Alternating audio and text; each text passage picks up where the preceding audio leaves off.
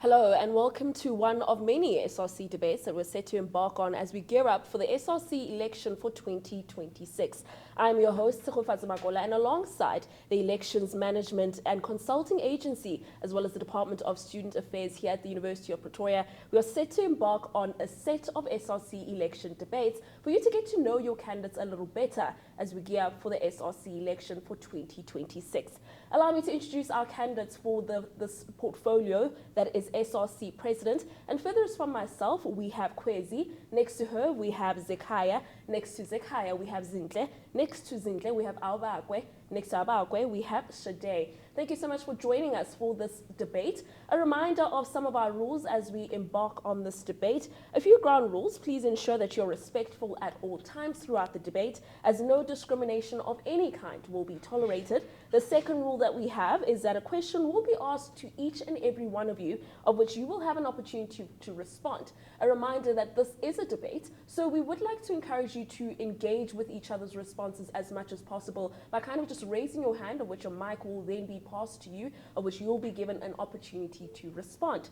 After this, for time reasons, try to keep your responses as brief as possible. I did indicate to you guys off camera that we don't have as much time as we expected, but we'd like to, get through all the questions and get through all the responses so that the voters at home can get to know you a little bit better. And lastly, let's try our best to not interrupt each other while we're giving responses. And all the best for this debate, and most importantly, have fun.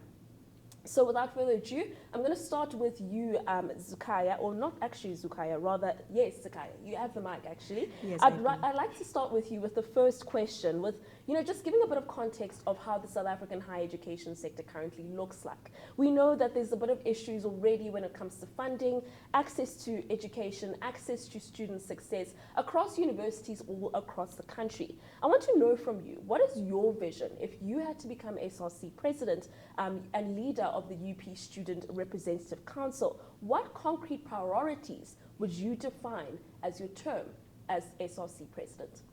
Okay, thank you very much. My vision for the UP student body is quite simple. I want a university where your ability to succeed is not determined by your class position. Because the reality is that when we often talk about student success, it is as if it begins when a student walks into a lecture hall, of which it doesn't. Students' success begins with whether the student can register, whether they have somewhere safe to sleep, whether they can afford to eat, whether they have data to access their learning material, whether they can afford the meal in the dining hall, whether historical debt prevents them from getting their academic record, and whether when they raise these issues, the institution actually listens and responds.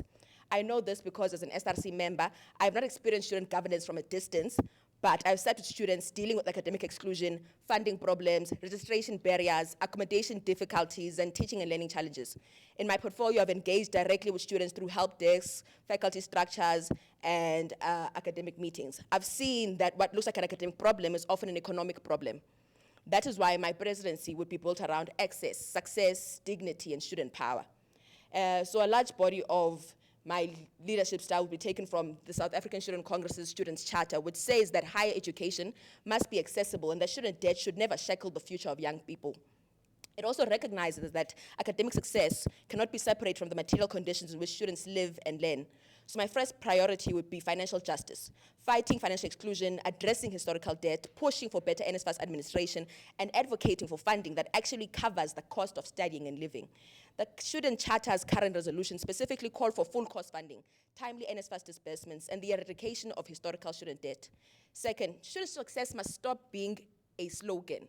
We need strong academic advising, accessible teaching and learning, early warning interventions, better support for students at risk of exclusion, and what I've been trying to establish within my portfolio currently as the SRC Academic Teaching and Learning Officer is a Student Teaching and Learning Forum that actually feeds student experiences into institutional decision making. I don't know if you want to continue, comrades.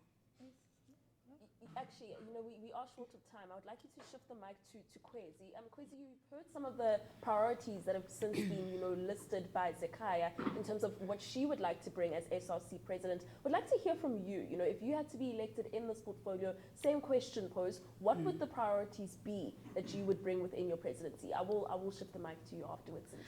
Yes, so I feel that me and Zakaya have quite a bit in common in terms of what our goal is in terms of student access. And I think that part of my manifesto is emphasizing that your financial situation cannot be what inhibits your access to education.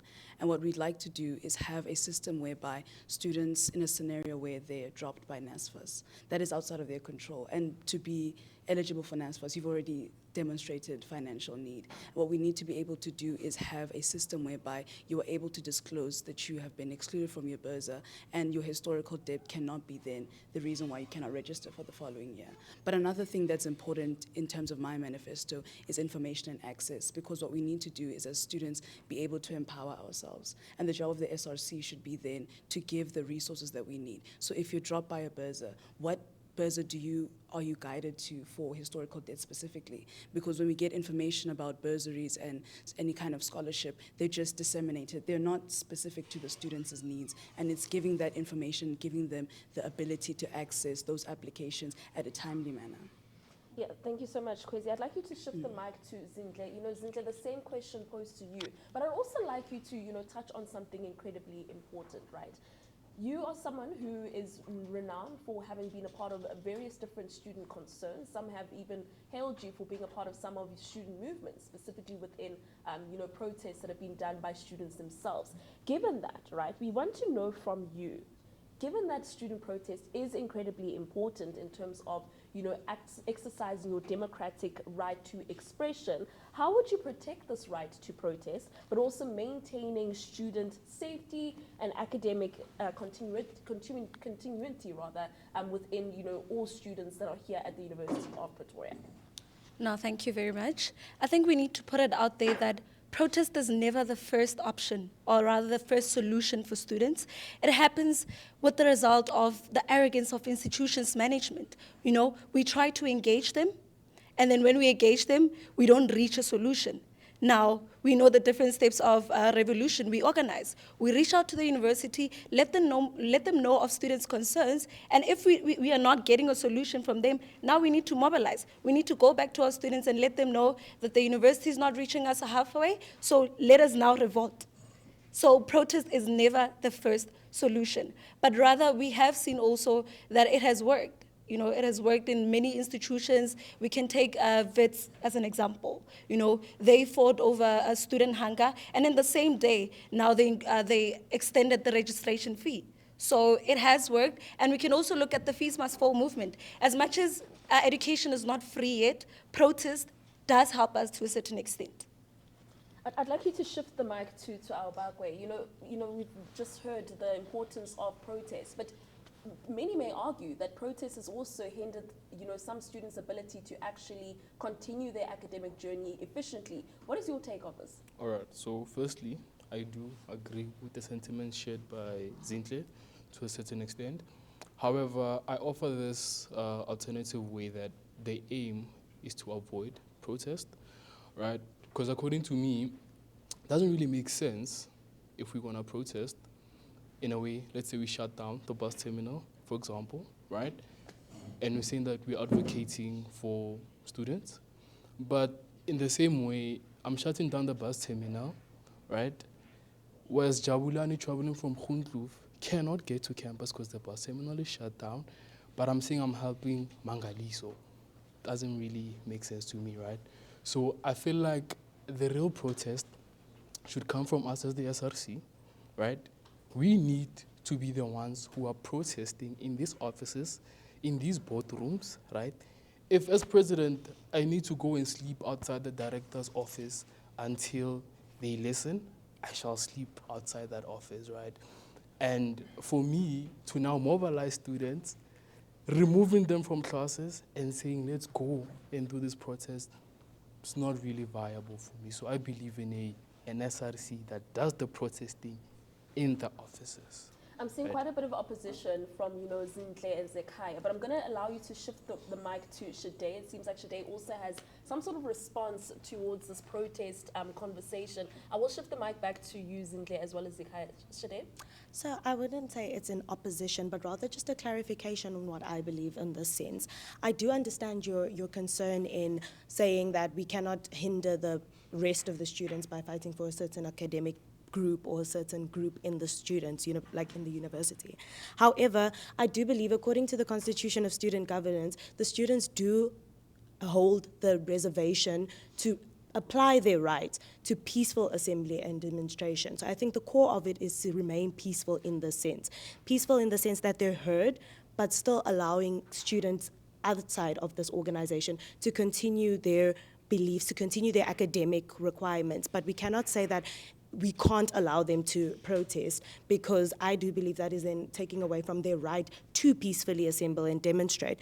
It's important to note that protest and engagement are not opposition. You can engage within the university structure. However, you cannot say that protest is contradictory to the engagement. It is someone's form of engagement.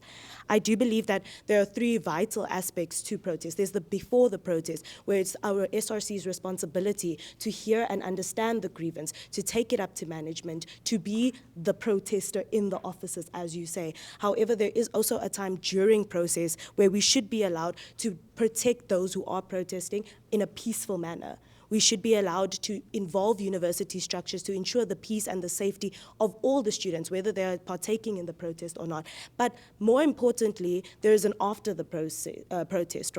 There's an after where it's the SRC President or the SRC in general's responsibility to document what happened, to commit to timelines, to commit to change, to commit to seeing through what the protest was about. So it's unrealistic to say that the student body shouldn't protest. I believe it should be a combination effort between the SRC and the student body to say that we're coming together, whereas we will take the hand in management, they will take the hand on the ground in a peaceful manner, as per Section 12 of the Constitution of Student Governance. Yes. Thank you so much today. I think you've raised quite a number of crucial issues and crucial points. I'd like to give Albakwe an opportunity to respond, and straight afterwards, can you do so briefly actually? Could you please pass the mic afterwards to Zinhle as well as Zekhaya?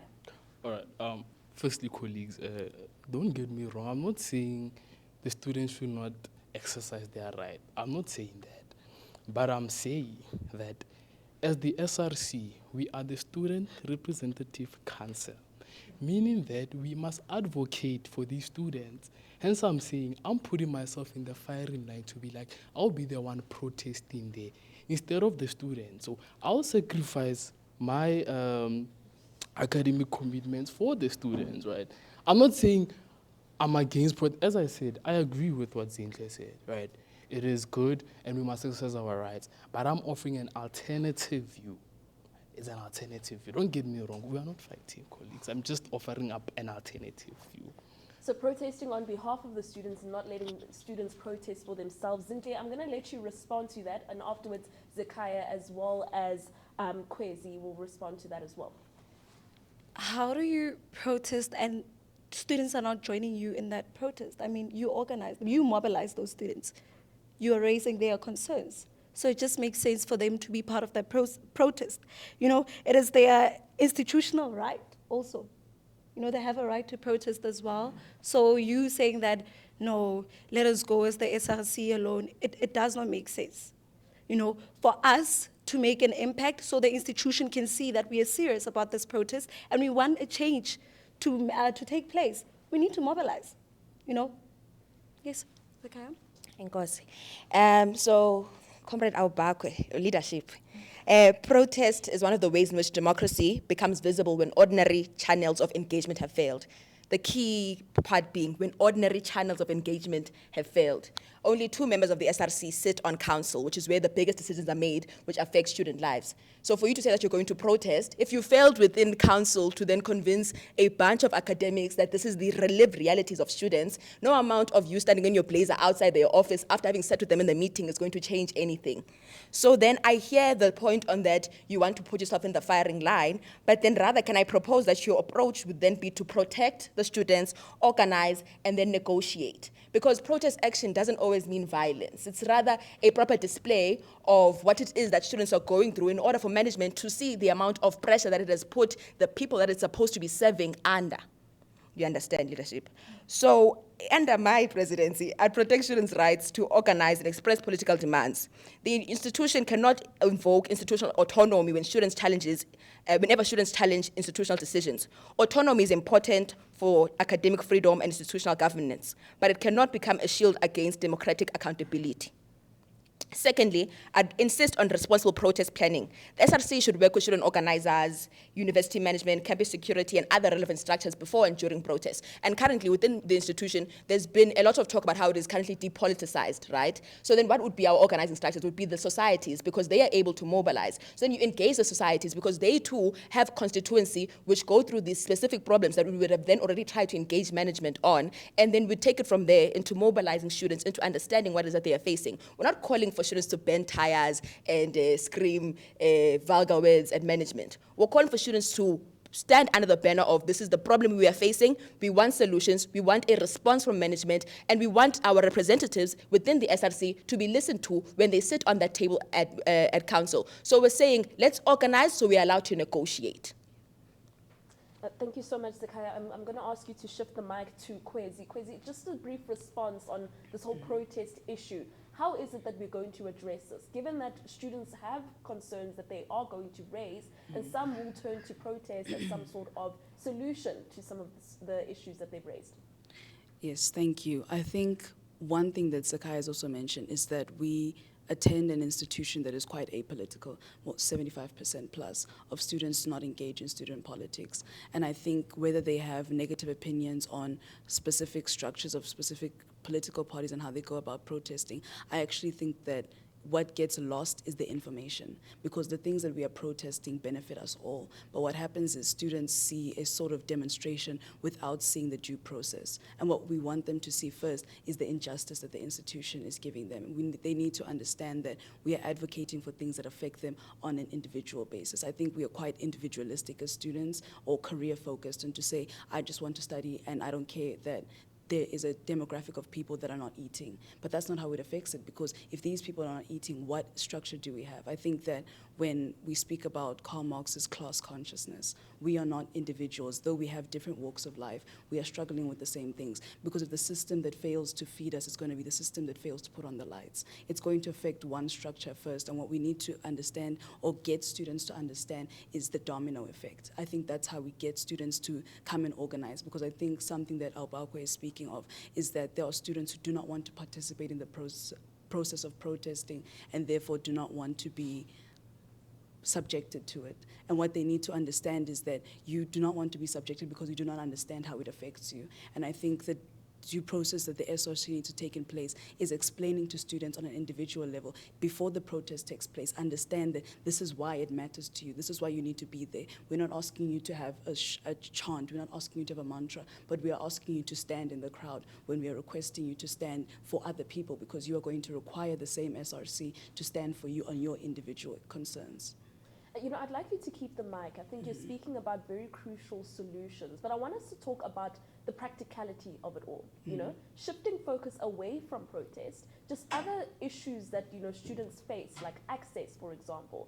How would you, as the SRC president, ensure that the solutions that you're bringing forward within your term are practical enough that they're actually going to help students? So I think the main thing that we need to put into place is a system of evidence. What happens a lot is that a student raises a concern, whether it be to a specific portfolio, whether it be at a student forum, which many students are not even aware of. But what happens is there is no paper trail on who do I hold accountable? How do I show the institution that I'm raising my concerns? And what I have in place is an idea of a system whereby a platform such as ClickUp, Blackboard. This is something that every single student has access to begin with. And so we have it, if we have a tab that creates direct communication with the SRC, we have a means to then communicate before a student forum, give them students a time and date to say, this is your platform to raise your concerns. And what we have then is that once the student forum takes place, you are able to then see that, but 2 days ago, I've raised this concern, and in this meeting that's occurring, none of my concerns are being raised. There needs to be a system of accountability. And in that way, you also get, after the meetings, you have the minutes, you can have evidence of saying that this is the time and place in which I required assistance, and these are the people that need to be held accountable. And in that way, we are also able to hold ourselves as SRC candidates accountable to say that, but when the treasurer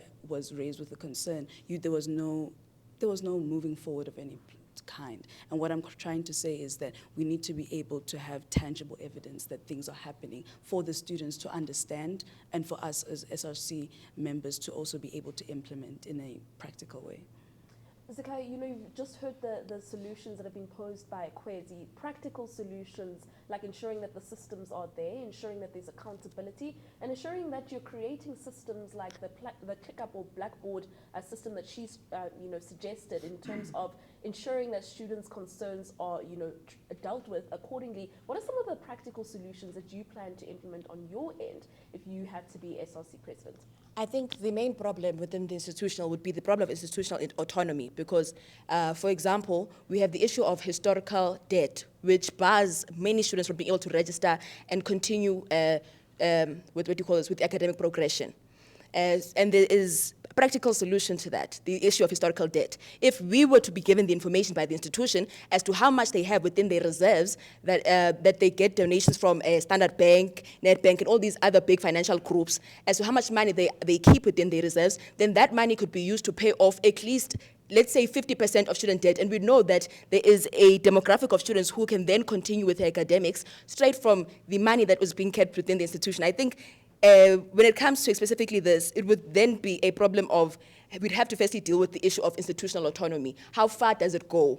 We need to then have a framework as to then how much information is it that the institution should be allowed to keep a secret from the SRC, because we can't represent students from a place of not knowing what institution that themselves are actually holding. Because most of the practical solutions come from the fact that we need the full information as to what's going on within the institution, be it the financial department, be it the departments of student life, et cetera, et cetera. Because myself, I'm currently a part of the SRC, but I can't tell you how many staff members fall under the student counseling unit.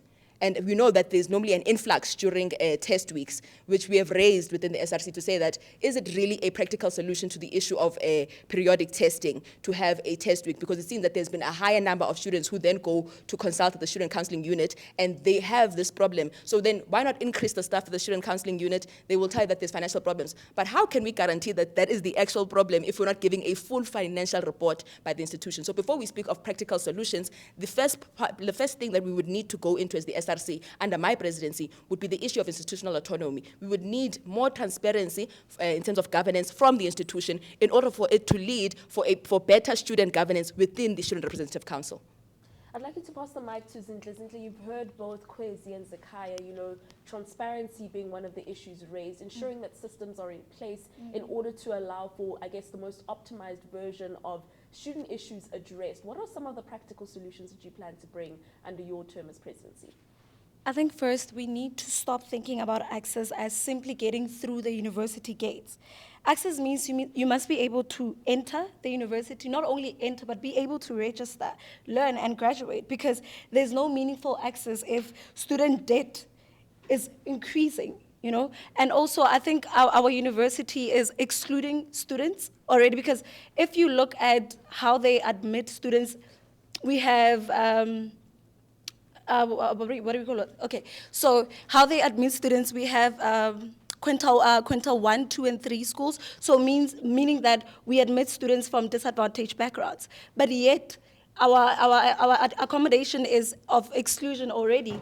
Financial exclusion is also an issue. So if you can look at the accommodation crisis as well in our institution, tax residences, they're not NSFAS capped. So already you're creating a system of exclusion where students are not able to access our university. Financial exclusion keeps on increasing. And why? You look at postgrad students, they are not allowed to work full-time if they live on campus. So we need to look at those issues so that we can curb this historical debt. Yeah. I'd like you to shift the mic to Albaqua. Zintle's just raised a whole series of issues, socioeconomic issues, that are often plaguing a lot of students that come into the university. We know that UP has already a diverse population as is, but how would you ensure that, given the different experiences that they have, you as the SRC president still appeal to all of the, students that are within the university? All right, thank you so much for that question. So currently, in my role, I serve as the chairperson of UPREC, right? And through my term, I've visited various campuses and engaged with students, right? So, as president, I aim to introduce an initiative called Campus to Campus, the SRC Tour. So how this will work is that as the SRC and as the president, on a monthly basis, we'll be going to all the UP campuses, right, to directly engage with the students, right? Because it's not really, not to say it's not really fair, but it can't be that students engage with us on a formal platform. We should be there for them to engage with us, right? And for example, I'm going to use a campus like Ondersteport, right? I've been there a lot of times.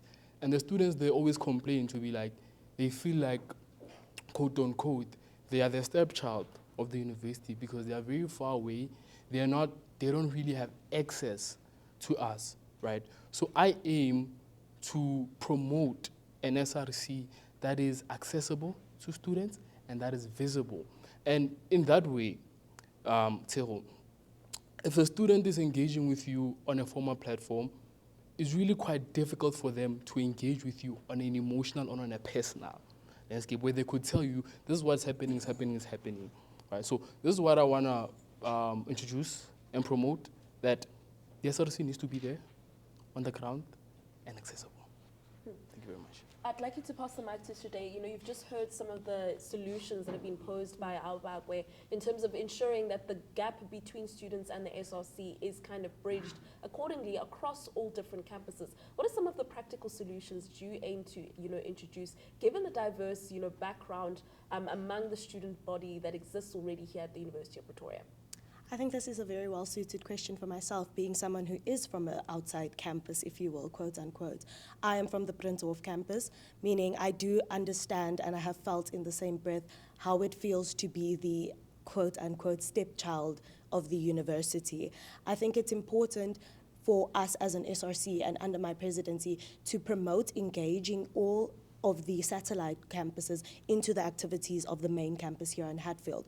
I think we've unfortunately allowed it to become a main campus situation where all the internal events, all of the publicity things, all the public events, all of the enjoyable events happen on main campus, which then poses a very difficult task for the students of the satellite campuses to participate in what the university wants to name student life. As Aboke mentioned, going to the campuses and bringing student life to each division is something that I would highly want to promote in my presidency. I want to be someone who advocates for the people on the outside of it, in the campus faculty sense, because unfortunately the incorporation of test weeks that was mentioned somewhere along the line, unfortunately not every campus adheres to test week. We're left out. All activities have to stop for all campuses when test week occurs on one central campus, which is why it would be advocating and promoting that our activities on the satellite campuses cannot be stopped because of test week, because it's not what we do, it's not what we adhere to. And if that's the case, unfortunately, our schedules don't allow for test week either. I mean, clinical hours, etc., from a perspective of the Pretoria campus, which is the health sciences faculty. Clinical hours don't allow for test week, so we don't do it. Why should we be then subject to the roles of it? So I think that is one of my main things as presidency. The solution that I would bring would be bringing into the conversation specified programs for each campus, because we are different campuses. It's what University of Pretoria is one of its biggest strengths, is that we are separate from every other university because we have so much campuses, we have so many different faculties that we allow for. And when the voices get lost of the satellite campuses, even in something as simple as student life on the Piazza, for example, it can be student life in the Rec Hall, on somewhere on Pretoria, on Ondersteport campus, on Groenkloof campus. These are the people who also contribute to the university but aren't seen, and that's bringing advocacy into that sense where we will be seen and heard. And as president from an external campus, it would be my priority to then justify all of these things that I've mentioned, to then bring forth why I believe this, and bring forth from a place of an experience. As a chairperson of a residence, I do understand and I see the effect that being on a resident outside of Hatfield has on things such as for example, House Week, on things such as participating on campus student life when the piazza is full and vibrant. Being so far detached is unfortunately a reality for many satellite campuses, and that would be my advocacy role, yes. I'd like you to shift the mic to Zakiya. It seems like Zakiya has some sort of response to the same question. Zakiya? I appreciate your contribution, Shade. It is quite true. You're giving a diagnostic, basically, of the issue within the institution where much of the student life is centered within the main campus, being the Hatfield campus, and then the external campuses normally feel excluded from what is the main, what do you call the source of student life. However, fortunately, because of my experience within the SRC, I'm well aware that there are structures which we can use rather than making big promises saying, myself as president will do this, and that. Unfortunately, it's not possible for a president to travel every month to every single campus. You can try, but then there will be many things which will bar you from doing that because your representation requires you to be available, not only in the sense of being only on the ground, but you also then have to engage with management, et cetera, et cetera. And you must also be realistic that you are an academic at the end of the day, and the main business of you being at the institution would be that of being a student. So then you'd have to make use of structures, the sub-councils.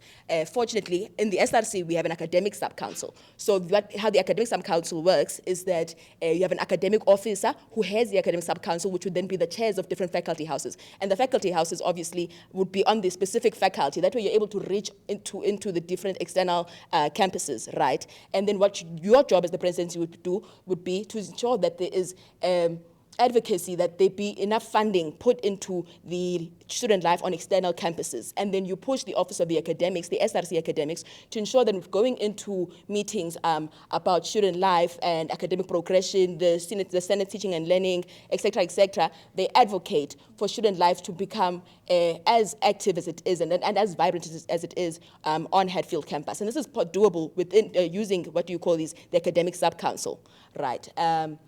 I think I'm forgetting my second point because I've been rambling. Also, I'm seeing hands. So yeah. Unfortunately, we are running out of time. I'm going to allow you to shift the mic to Zinhle, and then Albako, you're going to close off specifically the section on allowing for the SRC president to actively be there, present for students. I'm going to start with you, Zinhle.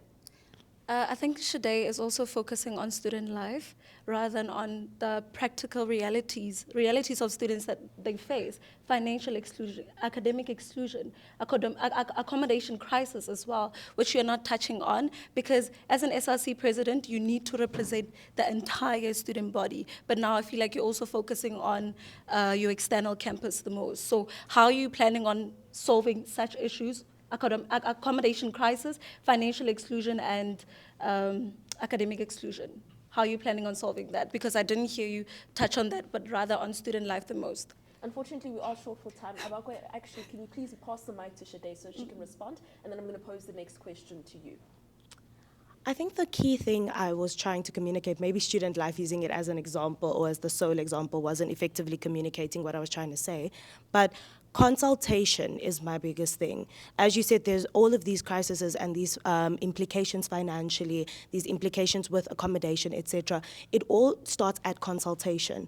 And I think consultation without action is then just simply performative. So it would be hearing the voice of the student population, which is the goal that I was trying to communicate, is that even though we're external, there's a voice there as well, a voice that plays into the bigger picture of things, where I use student life as an example. So I said here that consultation is not only the students who are currently experiencing this, but who are actively involved as well in this. As you say, there's people who are experiencing these financial exclusions, consulting with them to find out how most effectively can we hear what their financial exclusion limits them from, and then taking that and then reframing it into higher management, and then proposing effective solutions from that. So consultation would be the core of it. It's consulting people through the use of different surveys, different listening forums, having people understand that Student Forum is a place where they can come and bring that conversation to the larger table. And I think consulting with the students who are most affected by these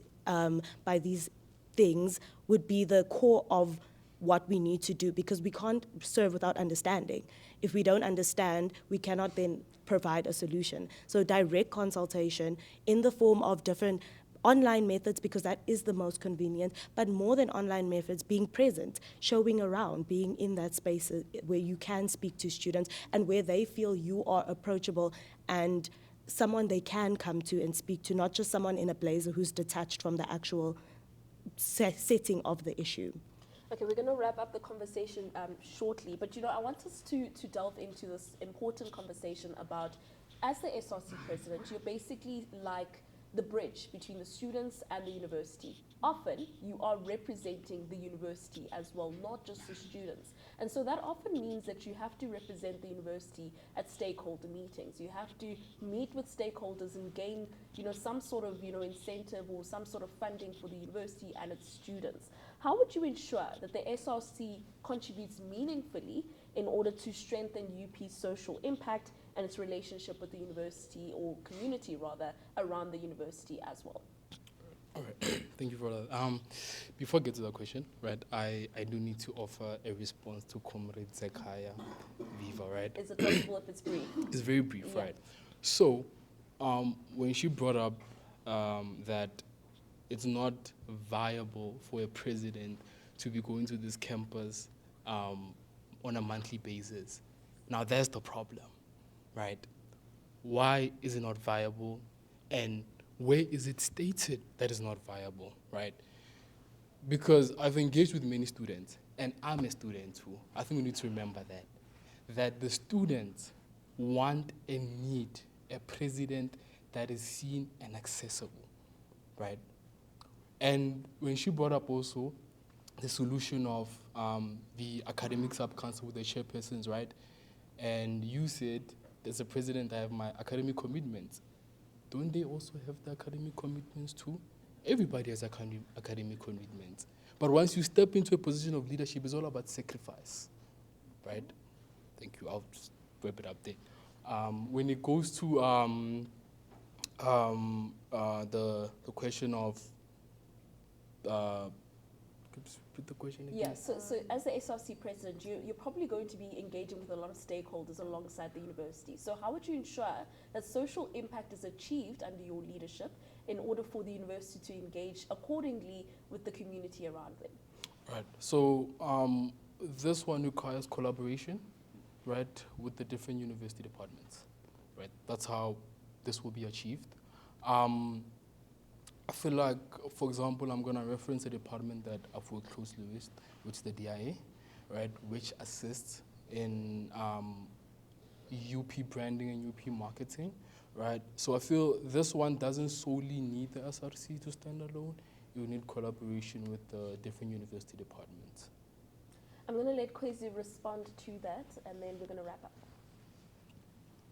Thank you. I think Abakwe mentioned something that's important on collaboration, but I think it's important to expand our social impact, especially as SRC and as president. I think that engagement with the city of Tshwane is as far as we need to go for social impact. A simple thing as participating as the SRC, as the president specifically, with food drives with the city of Tshwane, understanding that we are a community outside of the institution, outside of this university. There are homes, there are people who need our aid. We need blanket drives, we need clothing drives, we need soup, participating in a soup drive, understanding that these initiatives that we participate in and engage with the city of Tshwane is actually the exact same engagement that we can then turn around and request for them here. Because what happens here is that we have some sort of drive and we have clothing drives at the university. And yes, that is helpful, but what usually happens is in the first few minutes of the drive, it's over because we are asking the same people who are in need for help. That makes no sense. We need to be able to have an external source and be able to then request and say that we actually need more resources to be able to make a greater impact on the community, in the institution and at large. I'm going to let you shift the mic quickly to Zekai as well as Zinhle, and then we're going to wrap up the conversation. Okay, a quick response to Comrade Abakwe. My thing was that it was not to say that it's not viable, but rather there's no need for duplication of processes. You have a chairperson who acts basically as an SRC of a specific faculty. So there's no need for then the presidency to then take on the roles of an existing structure. However, should you feel that your presence on the campus is needed, that is fair and within the rights of the office to then be present for students. There's no part of the CSG or any policy documents which says that a presidency should not be available for students. So I was not not pushing for a lack of availability. Rather, I was trying to arrive at a point to say that we should not duplicate structures and their responsibilities, because either way, you would still be engaging with them through the Office of the Presidency. But basically, to go back to the current question, the South African Student Congress Student Charter said that higher education must be a public good and a powerful instrument for social development. So as SRC President, I would advocate for a structured university community partnership program involving students, faculties, residences, UP's research capacity, and communities surrounding the university. So that could mean students in law providing supported legal literacy initiatives, education students working with schools, health students participating in community health initiatives, sociology and political science students contributing to community research, engineering students supporting appropriate technological solutions, and the university using its research capacity to understand real community problems. We should not arrive in communities as the university assuming that we know what the community needs. Communities must be partners in defining the problem. For example, the Mamelodi campus is currently being repurposed, right? And as the SRC, we sit within those workshops which are going to decide as to how that program is going to be run. And a large part of it is that it needs to be community-driven too. We need to interact with members of the community to ensure that we're not only making an impact on Mamelodi campus and investing in it so that it benefits students, but that it also benefits the immediate community.